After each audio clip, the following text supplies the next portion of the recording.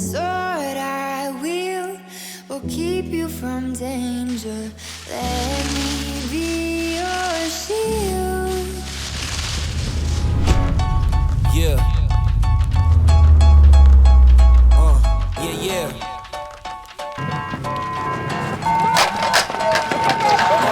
It's just you, me, and the odds. We stuck together, we two peas in a pod. He's representing Norway, Christian Solveig. Starting to pull away at the finish line. Is going to be Solveig getting it done first. We go together, we'll die, we'll never be. Two very talented sisters, I might add. I'm here with Tuva and Kaya. It's going to be Norby. Win on the red course side. Kaya. When it's war, I'll be leading the charge, and I'll be still fighting for you tomorrow. Yeah, even with a blindfold or in different time zones, could find my way to you with my eyes closed. There's nothing between us. Go to Mars and Venus, stand in front of every one of them rocks they slinging and be a shield. Your shield in the fiercest battle. Not enough. Tuva with a 0-2-3 in the second run. Kaya will advance into the finals. Voracek going to cross the line first. He gets the win. Into the final they go. It's going to be Voracek there first to win today. Trying to straighten it out on the red, and it's going to be Kaya getting there first. Back-to-back victories. Back next year.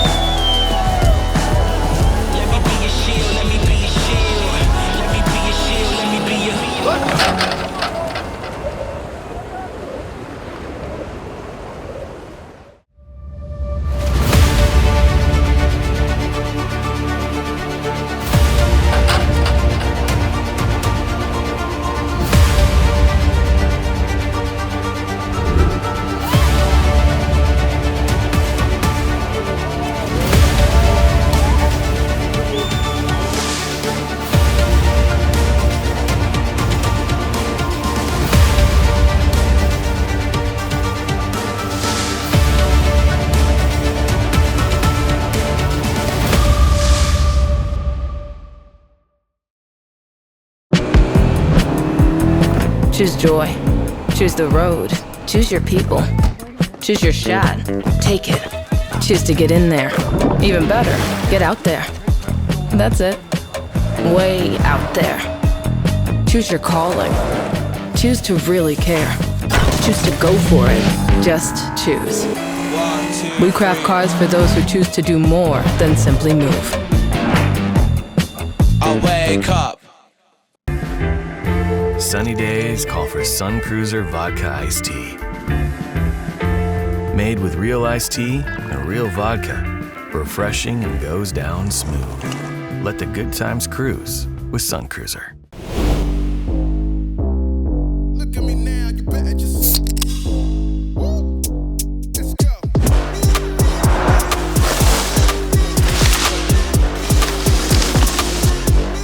Get out the way. Don't let me tell you again, I'm coming to win and coming to lose it. Don't let me tell you again. Get out the way.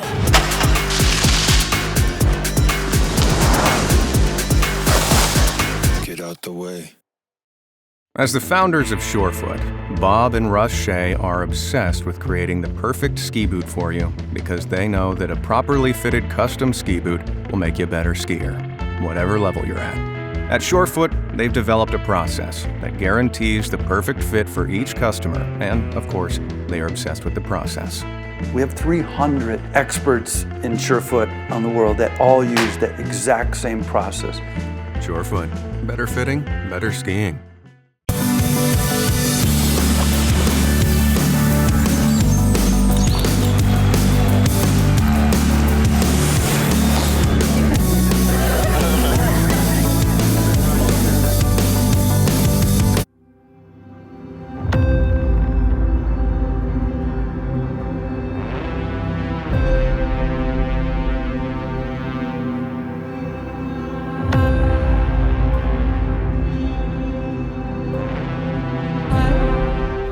This past season we went to Aspen in January and then Mount Denny, New Hampshire in March. You know, the first day was honestly pretty good. I had quite a bit of back pain on the second day, so I, kind of was thinking I would get out in the first round. But Aspen is amazing. I just loved the mountain and had great fun. The weather was amazing too that weekend. I think I ended up second the first day, behind Christian, as most of the time. I was super happy with Tene. Again, very close fighting with especially Christian, although the field was actually pretty strong with a bunch of the new guys and East Coast skiers. But yeah, so I mean, it always kind of sucks when you lose that close the first day in the final again against the same guy. But I was able to win the day after, so definitely happy with the weekend. If you get first and second in the weekend, then that's a great weekend for sure.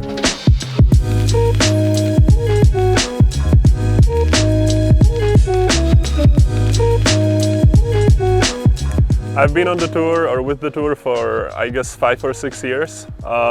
Initially I started when I was still skiing for CU Boulder, and we always had conflict schedules between college races and the World Pro Ski Tour, and so we always did just whatever was possible to do.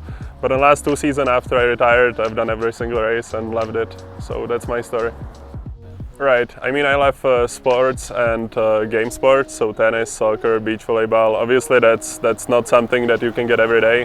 I also love outdoors, so mountain biking, running, but to keep the body strong, CrossFit. I go to CrossFit twice a week at least. So I'm not racing anymore on the main league, the FIS league, and that brings even more passion to the World Pro Ski Tour for me, because I just don't ski as much as I used to, or don't compete. But it's the aspect of the community and the people that go there, the ski community, your friends. Obviously ski racing, just being on the skis, having fun course to do, combination on slalom skis but around GS gates, and a lot of jumps and tactics in it. And then competing aspect to it, as well as the prize money, everything party. It's just an experience, and I love to spend my time that way.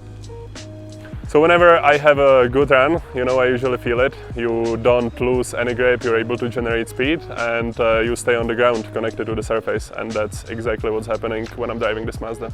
So Mazda is definitely, from the beginning, I believe, one of the biggest sponsors for the tour. So I think they are, one of the key players who make the tour possible. But they also support athletes very much. They, usually for us as athletes, when we go to ski, we have to rent a car and try to rent some cheap car, then we don't fit in. Whereas for Mazda, the guys are doing amazing job just taking care of our logistics. It's just so much easier for us because you don't have to stress about renting a car and maybe not being able to get to it on time and all the stuff like it. Plus, when you get to drive this car, it's actually an experience as well. So it's just very joyful, and also much easier for us. Definitely want to see the guys and the company being part of the World Pro Ski Tour for the future, because I definitely feel like they belong there, and I love the people and I love the cars.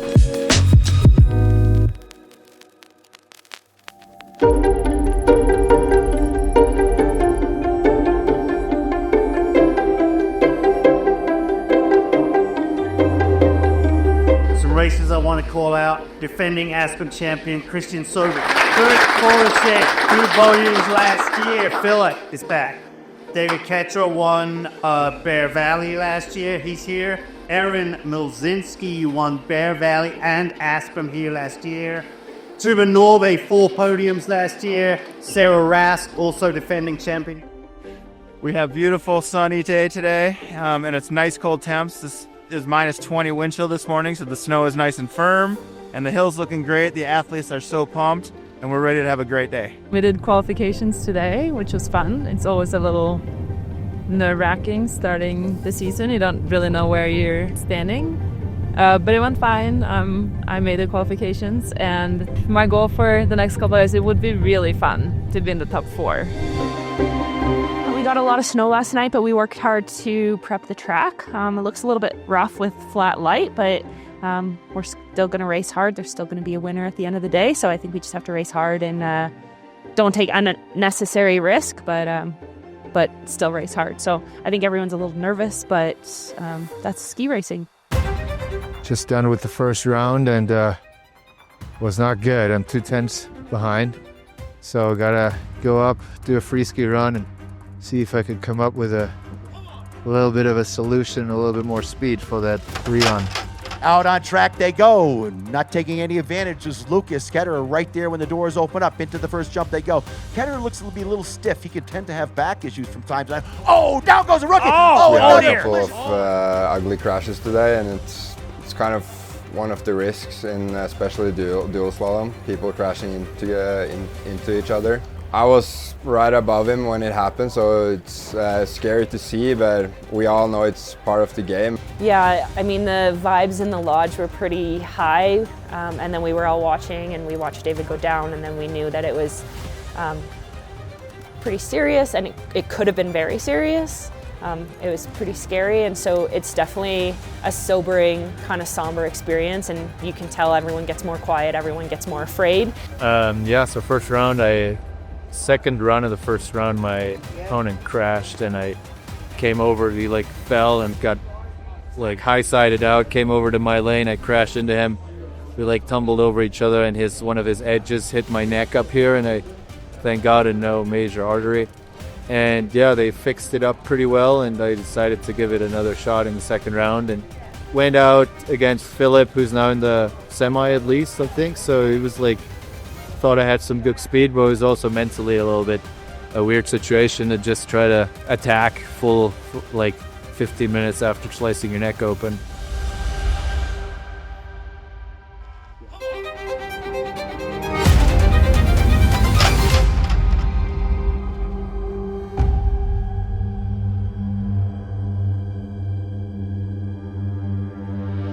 Gate's gonna drop first for red. Here we go. Out on track goes Normie with that 3-3-6 advantage built into the start. Puts her foot in a rut, gets some good energy out of the ski. Your former tour champion Normie out in front with the first run advantage. Touching down over the sports insurance jump and into the finish. It's Tuva Normie with the advantage with 1 to go. Into the third place spot goes Tuva Normie over Julia Tintori. Here we go, race 1 of 2 for the finals. Good even start, down the pitch they go. Mozinski on the red course side, gets bounced around a little bit of Ras, takes advantage. See who's gonna have the advantage when we hit the bottom jump with 5 to go. It's gonna be Rask out front here in their first of 2 runs. Here comes Mozinski, trying to straighten the line out. Closing the gap, Mozinski. Oh, takes it wide. Looks like she hooked her arm, looked like your shoulder was in pain. You hook an arm on those panels. We're gonna swap that around. Rask is on the red course, and Milzinski is on the blue course. So, after that tough break for Erin, hooking that arm, she's got a lot of work to do to make it up. Hopefully your shoulder's all right. We got tomorrow to come back and fight again tomorrow. So 8/10 of advantage is a tough one to make up. Into the bottom jump they go. Sarah Rask is going to get to the finish line first, and to the top step of the podium she will go, followed by Erin Milzinski. And Rask repeats the first win last year, the first win this year. Nice job, Sarah Rask, representing Sweden.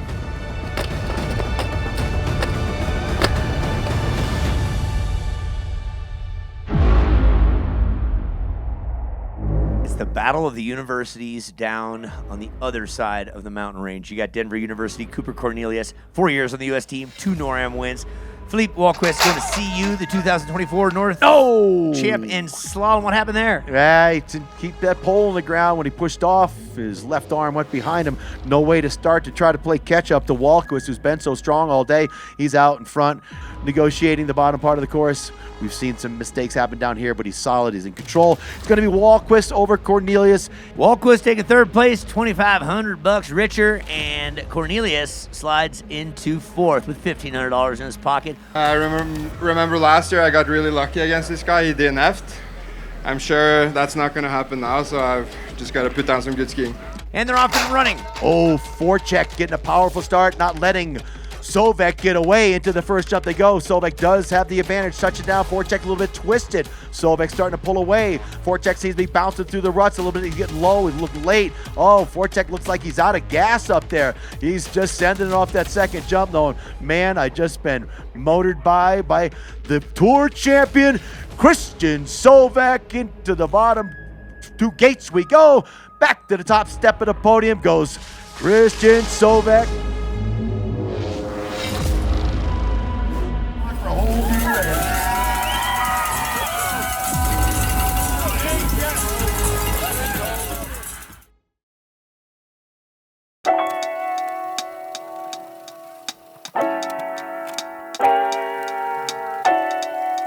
My mom was a ski racer when she was young, so she kind of brought. I have two sisters, and I guess when we were really young, we were on skis, and we loved it and thought it was really fun. But we actually didn't start racing until I think I was 9 years old when I first was in a program racing with gates and everything.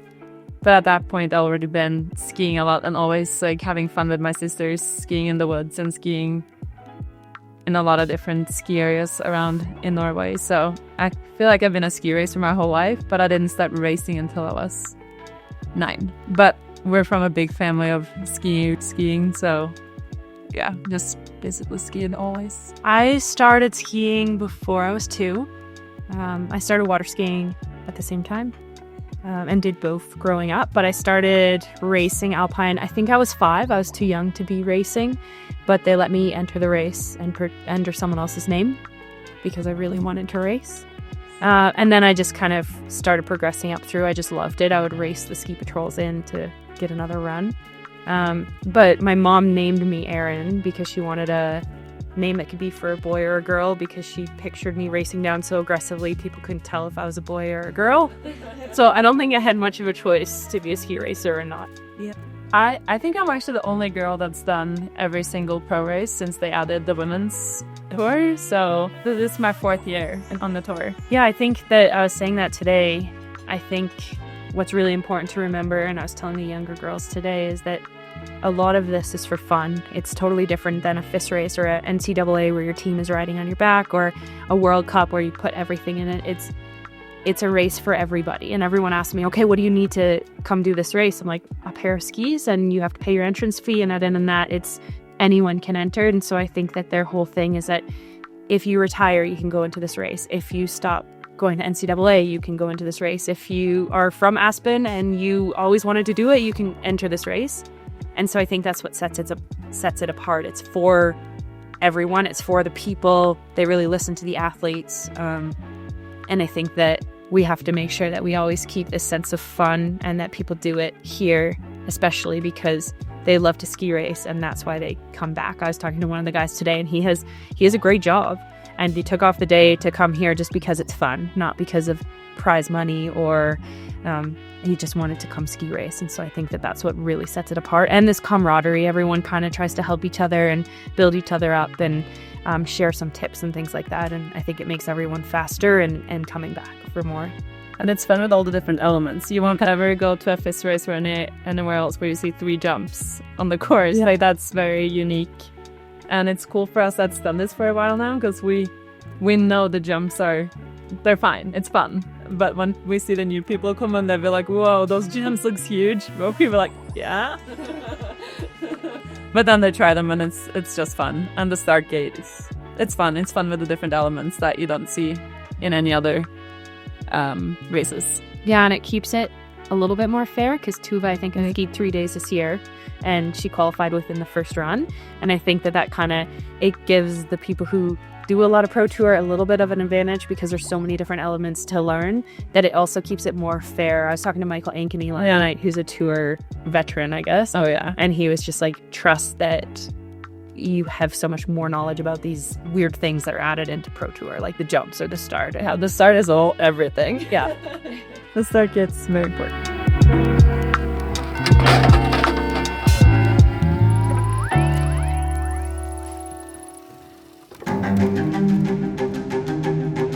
I'm feeling great. I'm excited for the weather today. Looks like an amazing day. I don't get to spend that many days on snow anymore, so it's very enjoyable when you get a day like this.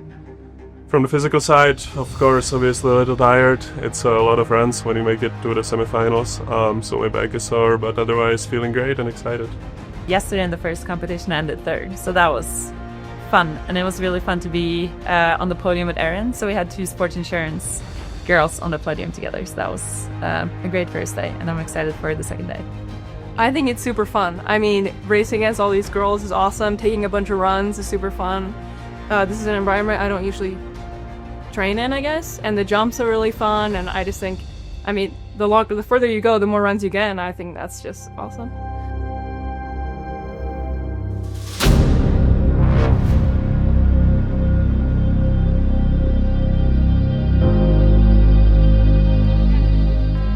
Tuva's over on the blue course side. She carries the advantage out the first run.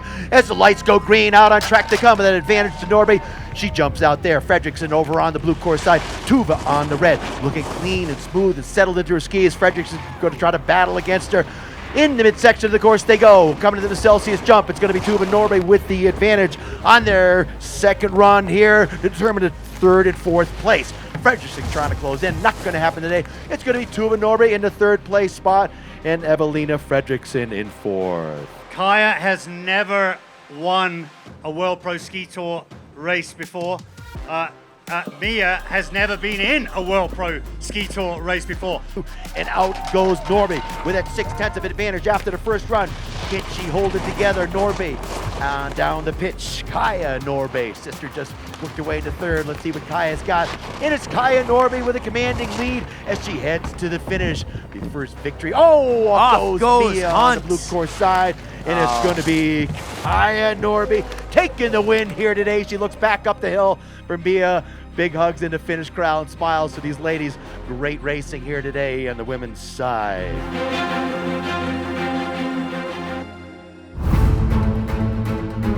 The Norwegians battling it out here for third and fourth place. Wahlquist gets the jump, coming out on start with a narrow advantage after his first run. Trouble over on the blue course side, a little stutter step for Hirschhammer. Wahlquist out in front. Hirschhammer's been so powerful. He down to the bullet, over the jump he goes. It's Wahlquist with the advantage. Oh! Off goes the shoe for Hirschhammer. Hammer down. Hammer down.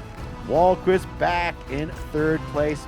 I'm just trying to be consistent and not screw up, and it's working so far. Green means go. We're off. Last run of the day. Perkins out there first with that advantage in the start doors, but we've seen Sobek do it over and over again. He knows how to pour it on when he needs. Throws a stivet in there to get the edge angle set over that top jump. And it's Sobek right alongside, but Perkins is out in front. Over to Celsius jumps he goes. Here comes Sobek. Freight train alongside Perkins. Perkins working for all the energy, get out of the ski, and it's Sobek going to touchdown first. This guy is a machine, hammering away. Get Perkins straightened out at the bottom here. Sobek out in front. Perkins doing everything he can. It's going to be Sobek. And Sobek, as you said, freight training down, found the opportunity to load up the bottom of the skis and wins it one more time. Back-to-back victories here at Aspen.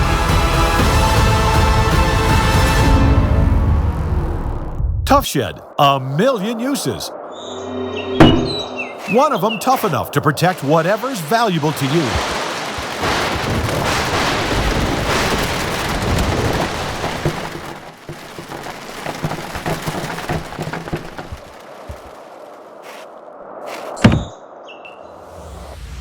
Tough Shed storage buildings and garages, coast to coast. For the store nearest you, call 1-800-BUY-TOUGH or visit toughshed.com. Let's meet at the intersection of security, innovation, and agility to excel in today's complex digital business world. Let's meet an increasingly connected world with clear vision and realize its impact on our daily lives. Let's meet the demands of a new kind of workforce and enable employees to work smarter and live better. Let's meet the next technological frontier together. Blue Mantis. Looking for a ski resort that delivers big mountain fun, where you can maximize your time on the slopes? Welcome to Tenny Mountain, with thrilling runs, 5 times more snowmaking coverage new this year, and a variety of trails for all levels. Tenny offers the ultimate independent resort experience. Tenny features 1,500 feet of vertical drop and 130 acres of terrain, located less than a 2-hour drive from Boston. Join us for the next World Pro Ski Tour in March. Tenny Mountain, perfect for your next winter adventure. 1, 2, 3, Choose adventure. Then dive right in. And after that, choose to keep going. It's your call. You can choose a change of scenery, or choose a change of pace. The Mazda CX-50 Hybrid lets you go farther. What you choose to do with those extra miles is up to you. wake up.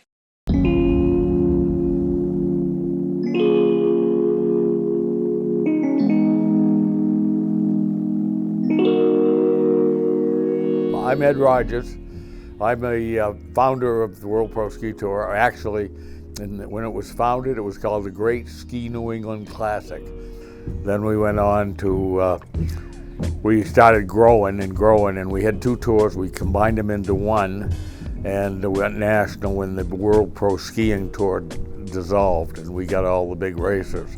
And we grew and grew and grew. We had great races from the World Cup. We were on network TV, ESPN, all of the different networks. We went to Chile and Argentina in the summer. We went to, the next year we go to New Zealand and Australia. With New Year's Eve, we always spent in the Alps in Europe, two events there, one in Austria, one in France. Then we went, middle of winter, we'd go to Japan or maybe South Korea, then come back and finish up in Aspen and having one big blowout there. And that went on until 2000. That's when we kind of shut down. We had some internal problems, and we were down for 7 years, and we started it back up again. And I stepped away because I thought at 80 years of age, maybe I shouldn't be meeting with 27-year-old marketing executives to try to talk into sponsorship. But I decided I better jump back in, and I got involved with Chris Neary from the clothing business, and he wanted to be involved. So I worked with him for a while and said, "Yep, you're the guy to take over." And he put together a package to buy in, and now running it. I think he's going to be maybe better than me at my peak. Yeah. To make a tour really good for the racers, you know, and to make it legitimate. So if we had 80 racers that could, number 80 or number 30 and number 50 would make at least as much as they could being a ski coach or an instructor or something like that, and number 1 would make in the millions, that would be our ultimate goal. And you know, that everybody that races and travels can make it on the tour. So we're going to start helping the racers.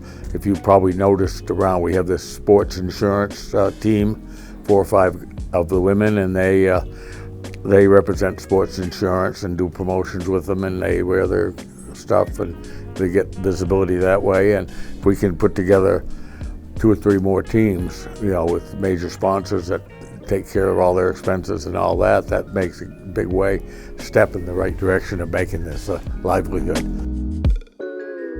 Well, I'll guarantee you that anybody you talk to on that's been involved, like myself or Kevin, you know, some of the racers, this is a highlight of their life too.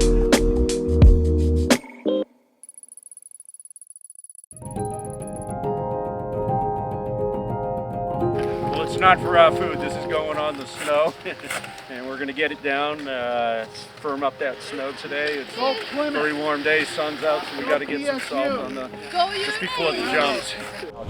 Hard to say, it's a little softer, but Barrett did an amazing job preparing the course and putting some salt in, so I'm hopeful, and I think it's actually going to be really good for the weekend. Yeah, this is my first race, so I'm super excited. It's going to be so much fun. I started today. I love it. It's sunny. I get to see all my friends. I started today and I think it's awesome. I will definitely be back. I really like it. I think it's so much fun. I mean, all year we just compete for ourselves, but then here you also compete for yourself. But it's fun chasing someone next to you. So I was skiing down to figure out if I wanted to salt yet, and the athletes had noticed a little piece of wood sticking out. They marked it with a twig, and as I started digging away at it, it was apparent that I'm not getting it out without some shovels. And of course we got the shovel, we found about 4 feet of it, and Mark was using a chainsaw. And then we lifted up on it. Well, he was 3 inches from the end of it, so we didn't need the chainsaw. So now what we're going to do is we're going to move this in a panel. It's not really in the line if they're on the right line. Because it's narrow, I don't have much room to play with. So we're going to move it a panel. They'll be going faster. We'll make it straighter to the finish, and we'll be racing. Norbe, she has got a slight advantage over Elena Exenberger. This is the battle for 3rd and 4th down the pitch, straightening and polling, trying to figure out the best way to get this run rolling. This is to decide the 3rd and 4th place. Norby with the advantage, only 0.045. It's Norby, all kinds of trouble on the boot course for Exenberger, giving it up over the Tenny Mountain jump. It's going to be Tuva Norbe in 3rd place today, and Exenberger in 4. away. Bang, out on track. Oh, powerful start by Norby. Getting it out of there fast, as she had the advantage after the first run, but a blink of the eye. Here they go with the Mazda jump. It's Norby out in front. Mozinski right there with her, though, on the blue course side. This is going to be a close one over the Celsius jump. It's Norby out in front still. And it's trying to close the gap as Mozinski getting bounced around. It's going to be Norby. Off course goes Mozinski. That's unbelievable. It's going to be Kaya Norby winning here today. Mozinski goes off course, getting bounced around, getting a little rough out there. What a finish for this run. Oh, yellow light's gonna turn green. Both these UNH Wildcats out on course. Okay, pay some bills, buddy. Good, strong start by both these guys, really striding and pulling, trying to get in the groove, get some energy out of the ski over the Mazda jump. Anybody's race looks like maybe on the blue side. Zach with a little bit of an advantage. All over the place. Dahl is struggling there on the red course side, but we got the rest of the run to put it together. Dahl trying to do what he can, and it's out in front. Tiglu with the advantage on the blue course side. He knows he's got it across the line. They go. Where'd Dahl go? Tiglu takes third, and Dahl sliding into fourth, walking away with some heavy nickels. Run number 10, so definitely feeling like I've done many runs today, but excited at the same time. First run was very close between me and Christian, so just see whoever is faster in this one will likely win it. Looks like Voracek maybe a little bit of an edge through the rough part of the red course. Solvik out in front. Voracek hanging in there. Can he close the gap? Solvik owns the first run by 0.173 through the midsection of the course, heading to the 10 jump. Voracek doing everything he can. Here comes Voracek. He's going to get it done today. Across the line he goes. Voracek wins by 0.73. Needed to make up a 1.73. Not going to do it. Voracek.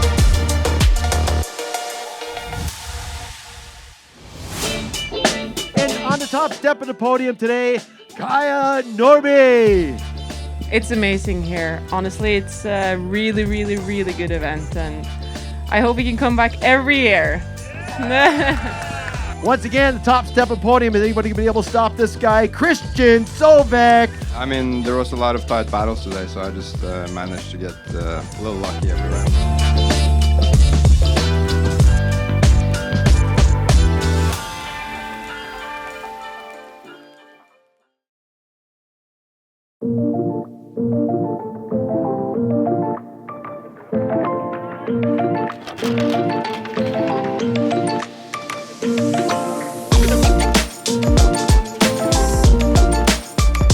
Hi there, my name is Chris Hill with Mazda North American Operations, and I'm here at beautiful Tenny Mountain in New Hampshire.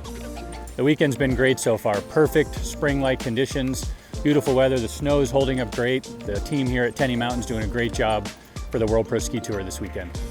The overall vibe of the qualifying yesterday was great. It was great to see these young and old competitors, right? This field is made up with such a diversity of talent and athletes. We've got college-age kids, we've got former World Cup skiers, former Olympians. It's great to see them all competing head-to-head in this unique World Pro Ski Tour head-to-head format. Qualifying was great. I think the snow held up nice. The team at the World Pro Ski Tour did a great job with the course, and I think the athletes all had a great day. Mazda is excited to be part of the World Pro Ski Tour again this year. Mazda's purpose is to enrich the lives of those we serve through the promise of providing uplifting experiences. There's nothing more uplifting than spending a day at the mountain with your family, or a day at the mountain competing with these athletes, or watching these athletes compete on this unique format of the World Pro Ski Tour. That purpose and that promise that Mazda has is fulfilled by three key values that Mazda shares with the World Pro Ski Tour. Those values of human centricity, putting the person, the customer, or the athlete at the center of everything that we do. Mazda really believes in that. That's why we build cars around the driver to provide the best driving experience possible. The second value is challenger spirit. Mazda is a challenger brand. Been in business for 105 years, been in the US for 55 years, and really a small player in a big field of automotive brands, but one that tends to punch above its weight, not only with the quality of our products, the design of our products, but also through the experiences that we provide for our customers at our more than 530 dealers across the US.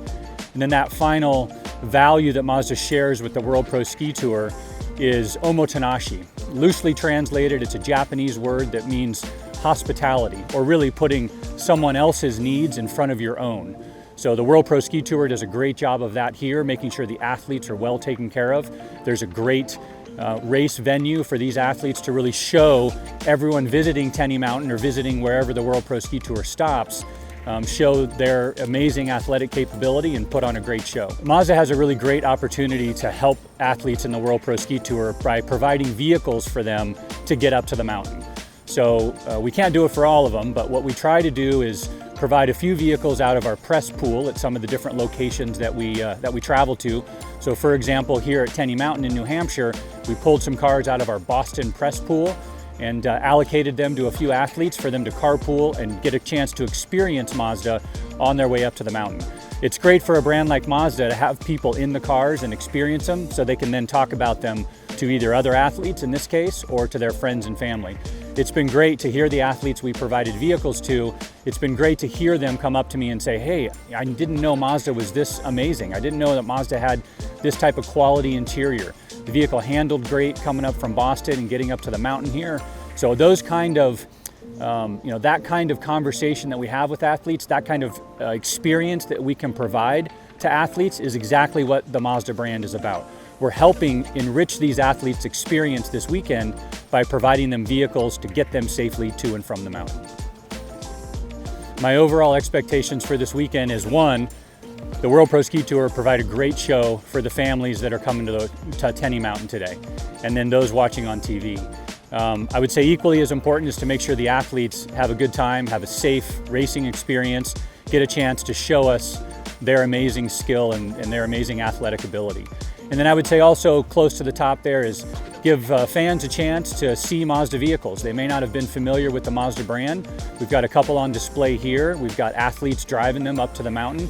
So we give those visiting Tenny Mountain a chance to see our products, come up and talk to me about our products. I'll get a chance to go on the live stream with our announcers today and get a chance to tell people a little bit more about Mazda.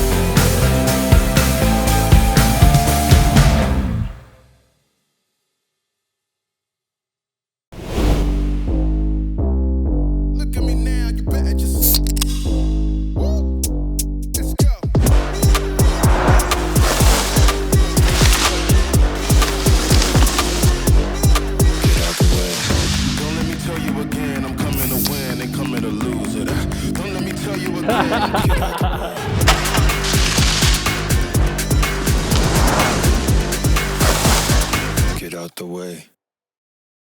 As the founders of Surefoot, Bob and Russ Shea are obsessed with creating the perfect ski boot for you because they know that a properly fitted custom ski boot will make you a better skier, whatever level you're at.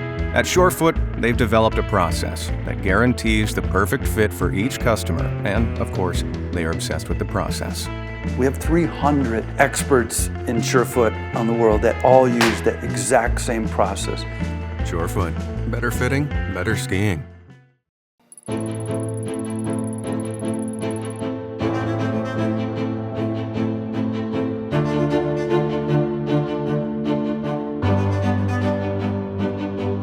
I'm Randy Pattison with the World Pro Ski Tour. We're here at Tenny Mountain and I am the start coordinator, and we're just having a little delay right now. We've had some areas on the courses that have been really rutting in. We've been having a lot of people coming through with some softer snow, so we're having a couple of issues and we're fixing those issues right now. And what we have to do sometimes when we fix an issue, if it gets too deep in the rut, is we have to move the gates over a little bit, but we have to reset that gate. And so anytime we make a change like that, we want all the racers to go down and look at it. So we've got the racers down there right now. They're looking at it, they're inspecting it, they're making sure that it's going to come out all right. There are some bumps in it today, so it's even more challenging. But for me, it's pretty fun. So I'll try to do some good skiing and then we'll see.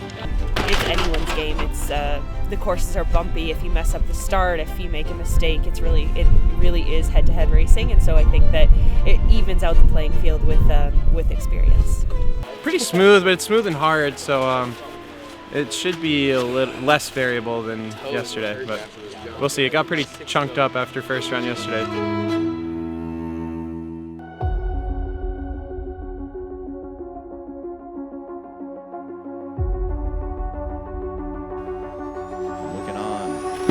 Back to the tail. Oh, she messed that boy, one up that's going to be badly. costly.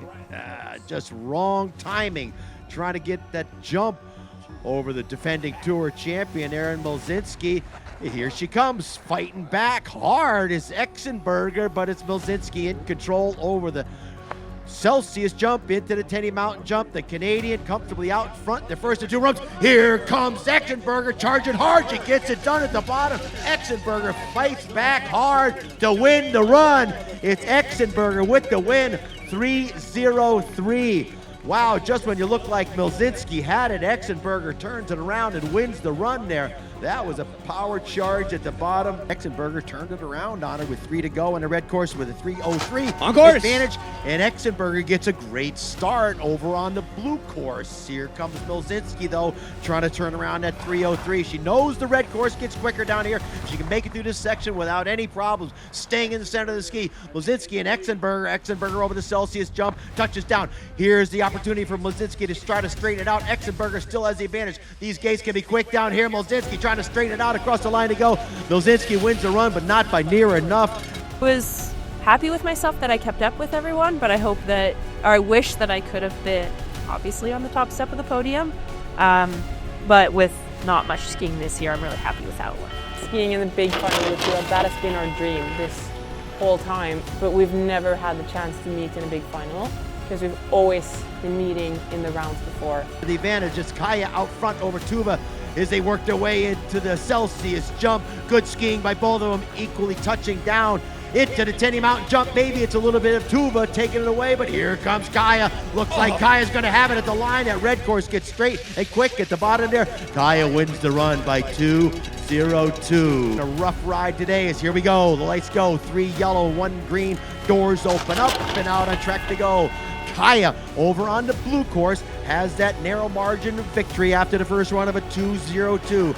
Kaya and Tuva touchdown over the blue jump, and it's bouncing around as Tuva over on the red course side. Kaya out in front and charging away, but we've seen the red course turn it around over the Tenny Mountain jump, trying to straighten it out on the red, and it's going to be Kaya getting there first. Back-to-back victories. Tuva wins the run by 0:39, not enough to make it up over the 2:02 sister Kaya had. So Kaya on the top step of the podium and Tuva on the second. We weren't aware of Christian Sovek. He shows up in Aspen last season, won that, took a second, won Bear Valley, took a second, and started amassing cash. Won the tour last year. This is the small final, run number 1. Sovek on the red, Temetskalou on the blue. Temetskalou doing a good job trying to keep it close, but Sovek so powerful out of the start. Let's see what he has for this red course as they touch down here. The second turn's wicked rough. You see him bouncing around. Double rut developing. Oh, he's all kinds of twisted and sideways. It's Temetskalou trying to make it close here. We see what happens in the red course after the tinny jump. It gets straight, it gets fast, and as the big guy crossing the line with significant margin across he goes with a maximum differential going to your tour leader, Sovek. Got it done fast, and we getting it done here.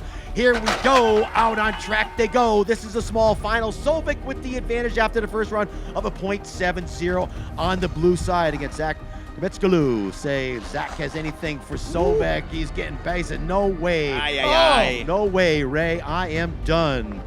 So it's a little Zach surprising. In fourth, and here he comes. Nice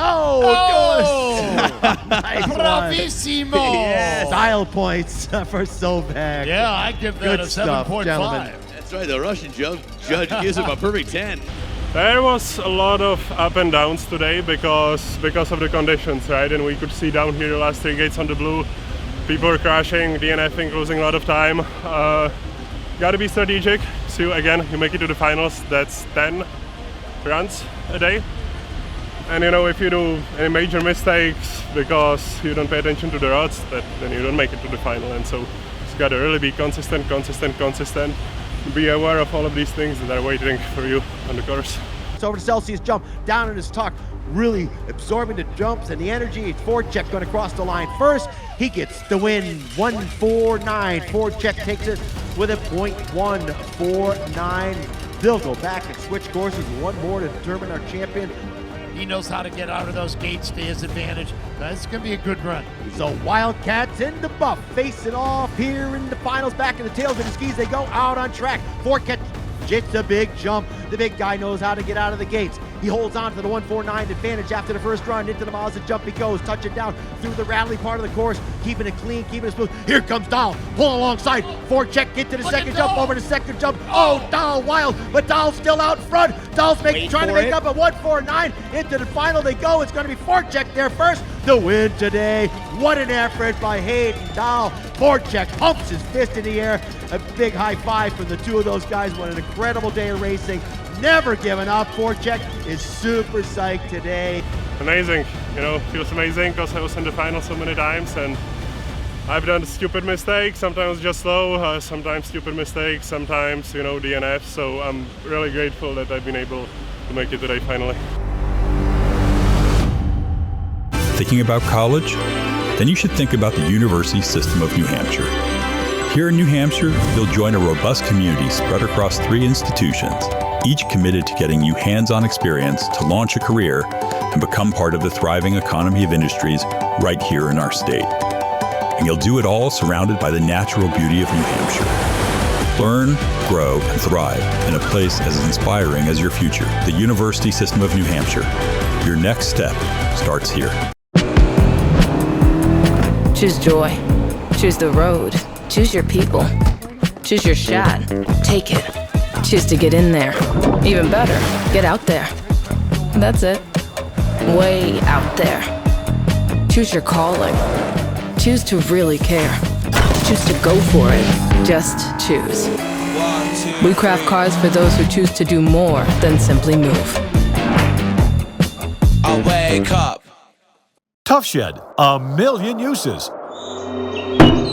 One of them tough enough to protect whatever's valuable to you.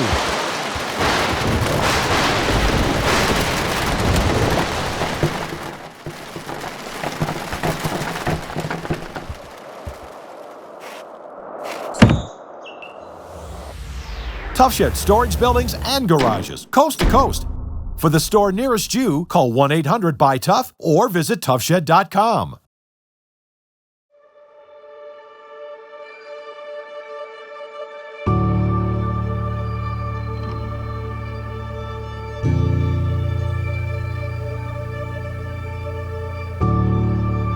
So, awesome weekend so far. First time having the World Pro Ski Tour here at Tenny Mountain. It's been something that, to me, will be, I believe, a big catalyst of our growth. I had a chance to meet Chris, probably 6 months ago, I'd say now, maybe August, September time frame, and start to get to know him a little bit, and had a lot of just ideologically similarities, and where he was at with the World Pro Ski Tour as an investor, but wanted to take it over. I'll call that almost blow-up startup mode. It's kind of where we are at Tenny Mountain. I bought it 2.5 years ago and really had to blow it up. Been in and out of business for the better part of 30 years. Great hill back in the 60s and 70s, but need a lot of love. And we're kind of in that same mind of blow it up and we're in startup mode, So, and this tour was hugely successful due to the amount of planning from Chris and the World Pro Ski Tour team, my team. Met and we met and we met. We planned the hell out of things, and everything went great except for, what's her name, Mother Nature? Yeah, she'll get you every time. She's undefeated, I believe, and she's thrown us a couple curveballs, and we've done our best we can to hit them, and it is what it is, man. We're still having a phenomenal weekend. The athletes are still having a great time. A little warmer than we would like, but it's still a great success, I took over in October, and the philosophy was to make it more than just skiing, make it more of a entertainment weekend for the racers, their families, the community, and sponsors have stepped up to help that out. We've got some good live music in your lodge last night, which was great, and we're bringing crowds onto the mountain, You know, a big part of going from a big resort like Aspen or Steamboat or Taos, coming to a mountain like Steve's Tenny Mountain here, you're getting a lot of personal relationship and then some pretty powerful teams working together to pull, you know, professional level race off. Opportunities to these athletes, they can't make a lot of money in the ski industry. It's tough. You know, if you're in the Olympics, if you're a medalist, you get sponsors. But if you're not, you might just be working your ass off your whole career and not ever make some money. So these kids are super stoked to come here and, you know, race the World Pro Ski Tour and leave this weekend with some big checks, you know, and seeing the guys and the girls who won yesterday holding that big $10,000 check. I mean, that's a hell of a payday for someone who doesn't make a hell of a lot of money, you know. And I think it's awesome. What Chris and the World Pro Ski Tour team have done is just incredible. You know, the men and women get paid in parity, which again is something in today's day and age should matter to people. And I think Chris has done a tremendous job leading it and making some changes where every athlete leaves with a check who makes it to the money rounds. I think that's awesome.